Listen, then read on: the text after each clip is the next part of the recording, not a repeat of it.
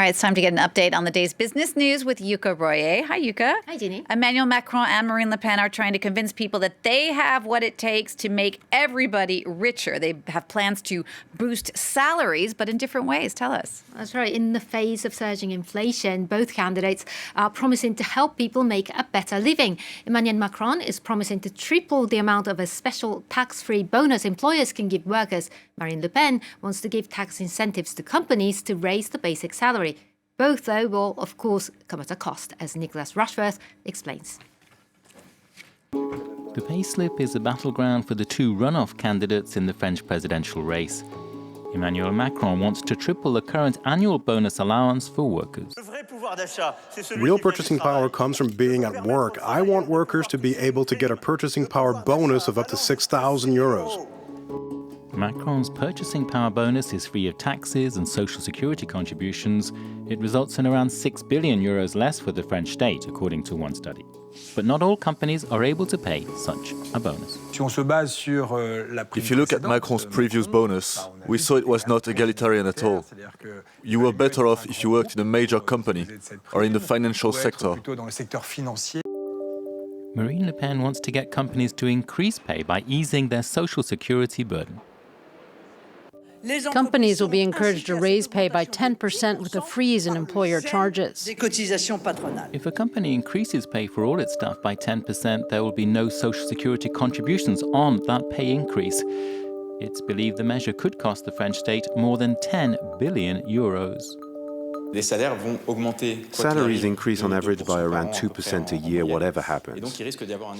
With this policy, there's likely to be an increase in the number of companies hiking pay more than usual to get the employer's charges exemption. This means the state will get less revenue overall. This measure is not pain-free for public finances. The two candidates, meanwhile, agree on one thing: there will be no increase in the minimum wage. Yuka, there's also a lot of interest in what the European Central Bank is going to be saying today. The ECB's Governing Council is having a meeting at this moment to decide on their next action as Europe is facing a record 7.5% inflation. Unlike the US Federal Reserve, the ECB has not raised interest rates yet, but it has decided to wind down its massive bond buying program launched 2 years ago to pump more money into the economy during the pandemic. That's expected to come to an end later this year, with interest rates going up sometime after that. A press conference will start in about an hour's time. Now, there's this developing story. Tesla's boss, Elon Musk, wants to take over Twitter. Yeah, well, it's the latest twist in this ongoing saga, really. The billionaire has offered to buy 100% of Twitter at $54.2 per share.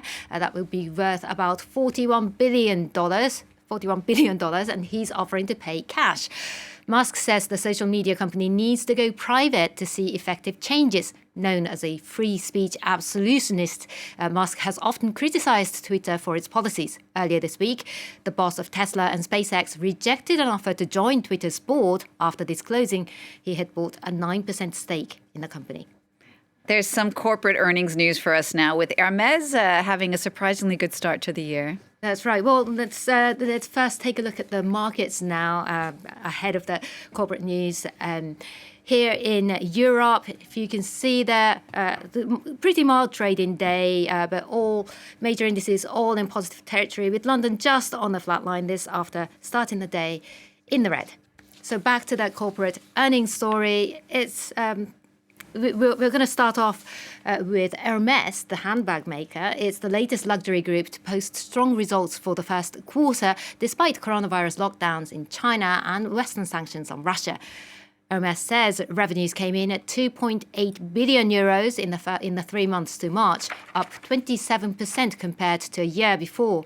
Sales were particularly strong in the United States and Europe. Earlier this week, Louis Vuitton maker LVMH also reported a 29% jump in its first quarter revenue.